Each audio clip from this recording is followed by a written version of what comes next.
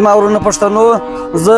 د پښتنو حقوق دراوړم زما ورونو راسئ زما په پارټۍ کې اعلان وکړئ زه د پښتنو حقوق دراوړم پښتنو ورونو راسئ زما په پارټۍ کې اعلان وکړئ خالي زه د پښتنو حقوق ته راوړی سم بلې یوه پارټۍ نشي درته راوړلی د چا په خبرو کې مه راځئ زه د پښتنو حقوق ته راوړم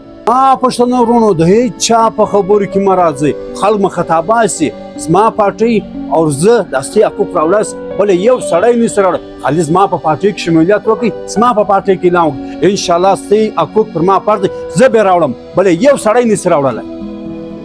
وروره څه حال مې جوړ کړی دی وایي زما پارټۍ ده بله زما پارټۍ ده څه سره ورځ مې جوړه کړې ده څه شته ښه دی عثمان نصیرالي دا زما په پارټۍ کې اعلان وکړه زما پارټۍ د پښتنو حقوق راوړی بلې یوه پارټۍ نشي راوړلی ګره پر یوه ځای چې زه ته دې دوې خبرې کوم څه وایې ښه نو تی دا راته ووایاست دا ستې پارټۍ در اوسه که څه پښتانه له کم حق راوړی دی تی ماته ووایاست دوی د زما په پارټۍ کې اعلان وکړي زه له دې بعده دوی له حق راوړم زما پارټۍ کې دوی اعلان وکړي دې بعده زه حق راوړم ښه دا خبره ده ته یو منټ ودر زه یو شی راخ دا چې راخیست دا یوه دانه ماته که دا د ماته شوه ده دا ماته که دا دوې دانې پرې وځئ ماتې که دا ماته شوه ده دا درې ماتې که دا خو ماته شوې دا ګردې اوس پرې وځئ ماتې که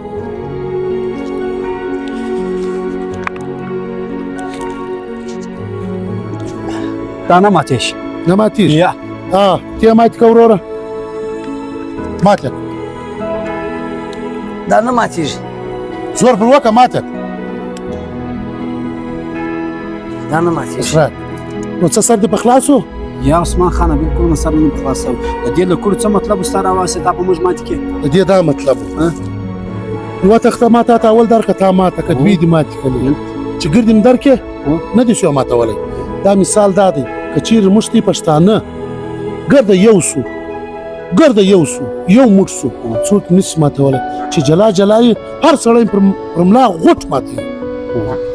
نو موږ دې پښتنو له جلا جلا ستا جلا پارټۍ دا بل جلا پارټۍ دا بل جلا پارټۍ موږ دې خپل پښتنو له حق نسو راوړلی که چیرې موږ دې یو سو یو موټ سو بیا موږ دې څوک پر ملا نشي ماتولی موږ دې خپل پښتنو له حق راوړی سو دا ته را جلا جلا نسو راوړلی ستا جلا نارې وایي زنده‌باد مرده‌باد ابل جلا نارې وایي زنده‌باد مرده‌باد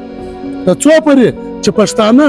دا رقم یو موټ نه یې سوی پښتنو له حق په ګر ژوند نشي راوړلی په کار دی چې موږ دې پښتانه یو سو بیا موږ دې پښتنو له ګټه راوړی یا عثمان خانه په صحیح معنا په ښه طریقه د سره هم راخلاص کړي او واقعا دغه خبره بالکل صحیح ده که موږ هر یو جلا جلا منډې ځلوو بالکل پښتنو له موږ حقوق نسو راوړلی موږ ګرده سره یو سو نو بالکل موږ پښتنو له خپل حقوق راوړلی سو بس دا خبره ده